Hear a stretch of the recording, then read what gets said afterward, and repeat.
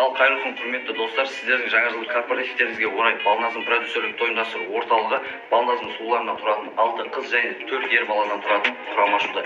Ендеше сіздердің жаңа жылдық корпоративтеріңізді құрметтейміз. Тимеген жерді көз көрмейді, тілді тимейді. Қазақтың қыздары пәк ештеңе білмейді дейді. Ата-анасы еркелетіп оны мәпелейді. Қыз өссе елдің көркі қарындасым дейді.